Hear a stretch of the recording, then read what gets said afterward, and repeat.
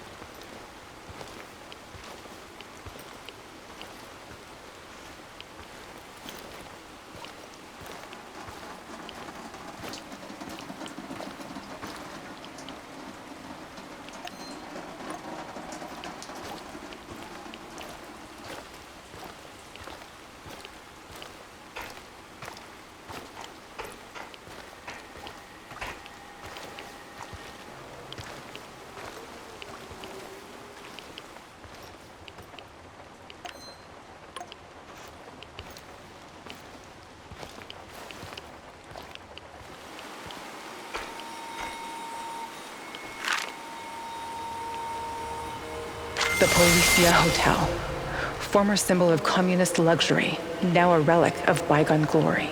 If you say so, Tanya. Party apparatchiks used to stay here whenever they visit Pripyat. It gave them a great view of the power plant and the surrounding area while they were checking up on things. The master's eye makes the horse fat, as they say. But it didn't quite work out that way. No, it did not. After the disaster, this place became a hub for the liquidators. They coordinated the helicopter operations from the roof, gave orders, and watched the Mi-6 drop sand and boric acid into the reactor. The only sensible thing to do. Do you think the party bosses were on site? Or maybe they were too afraid of radiation? Did they cower behind mahogany desks in their spacious offices in Moscow? Some of them did come to Pripyat. There are rumors that even Gorbachev stood on this roof once. He must have thought long and hard about the policies he was trying to introduce. Perestroika, glasnost, a token amount of transparency and freedom of speech. After all, state secrecy, censorship, and forced economic planning led to this disaster. But it was too little, too late. Even the truth couldn't save us by that point. Politics was never a business for telling the truth. That's why I stick to science. And what about us, Igor? Can we survive our truth once you find it? Meet me on the hotel roof.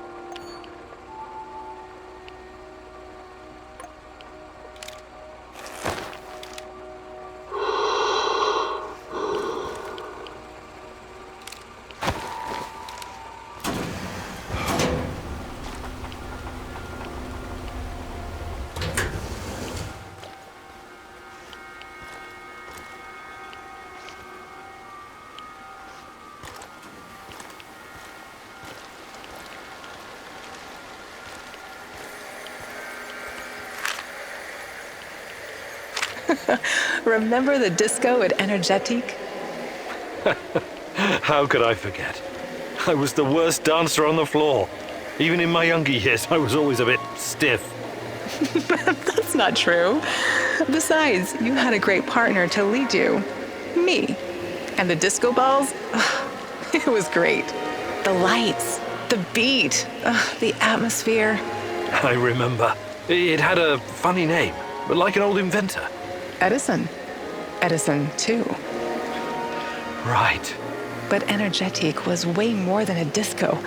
It had a library, swimming pool, cinema. Yes. I took you to see a Georgian movie about a young guy traveling around villages, collecting folk songs and music. What was it called? The Journey of a Young Composer. It was a masterpiece. Beautiful music, a funny story. It had everything. I know. You made me watch it like 3 times.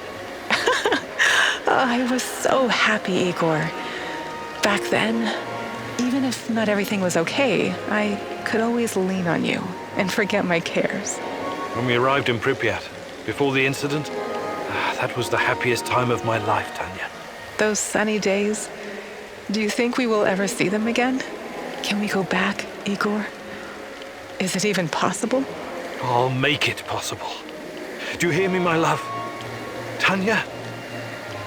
Come along, Igor. We're not done yet.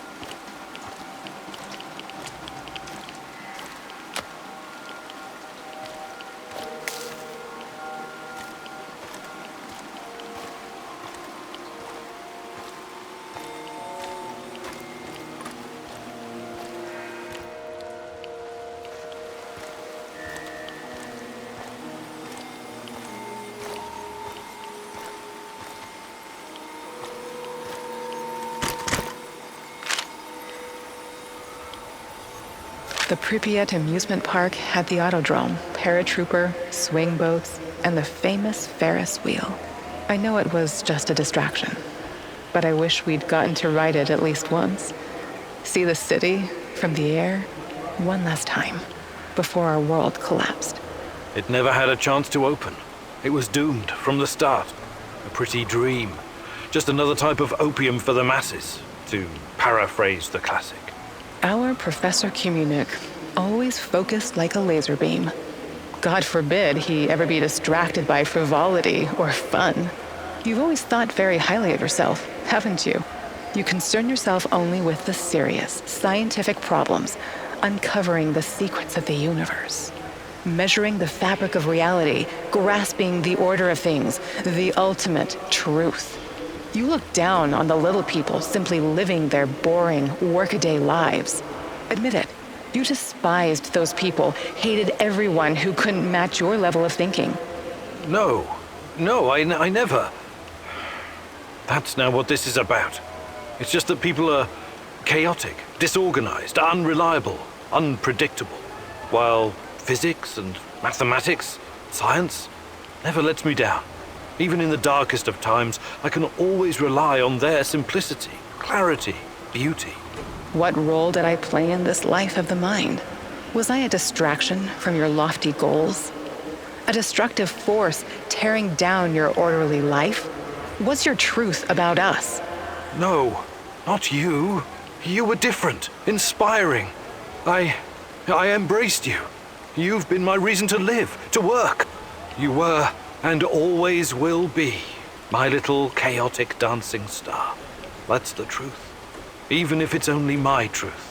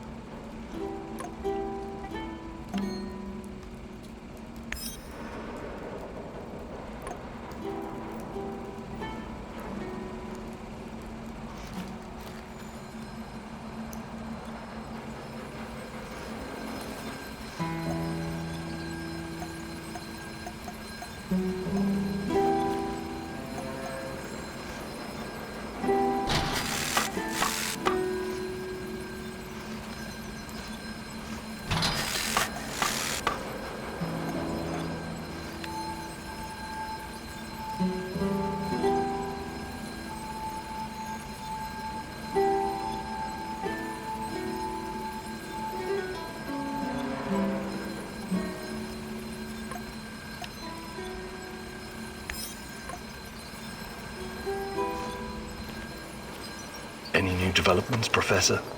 Slowly getting there, I guess. Yeah, there's something I've been meaning to ask you. Shoot. What do you think about Olga? Playing matchmaker, Kimnyuk? I thought you were a serious science type. I'm just curious. Normally I'd say it's none of your business, 'cause it ain't. But I like you, Igor, so... Yeah, I do like her. She's cool. She's got her own special swagger. But I can't allow myself any distractions right now. Gotcha. Besides, I don't think she's available, if you know what I mean. Sure. Just don't wait too long, Sashko. Life is short, and no one knows what tomorrow will bring. Oh, for fuck's sake. Cut it with a melodrama, Kimnyuk. Really doesn't suit you. We'll be just fine.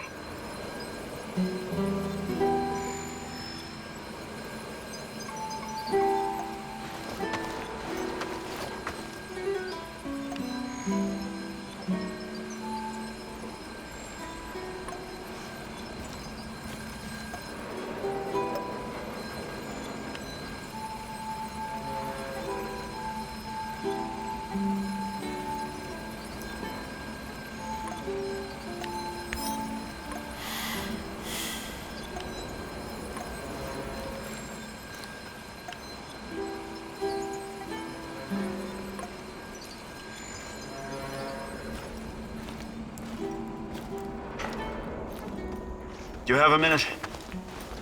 Something you wanted to talk about? Someone. Did you know Anton has a daughter? Dasha? My God. He kept it from me for a long time. Even though we were friends, I did wonder sometimes why he didn't blow his pay on booze and women like the rest of us. He was putting money away for her future. For an education and stuff. He wanted her to have a better starting point in life. I've already decided that when this is all done, I'm going to find her and take care of her. But no one knows what the future holds, right? That's why I have a big favor to ask of you. If anything should happen to me, I'd like you to find Dasha and give her my pay. Please. Olivier, please, don't talk like this. Once we've figured this whole thing out, you'll have plenty of opportunity to do that yourself. No. I really need you to promise me this. Anton deserves no less. I promise.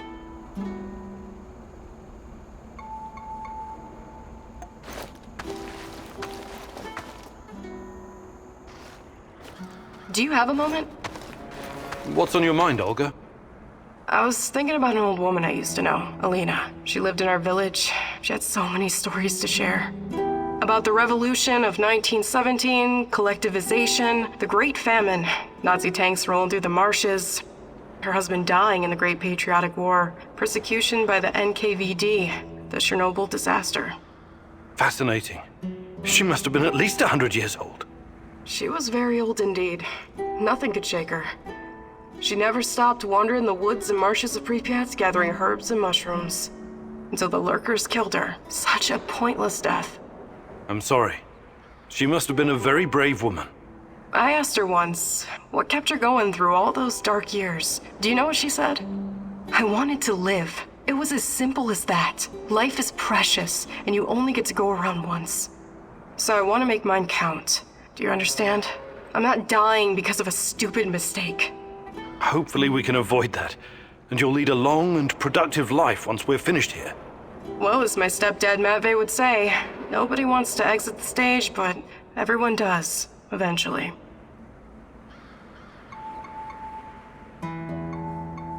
Hi, Olga. I'd be glad to... Actually,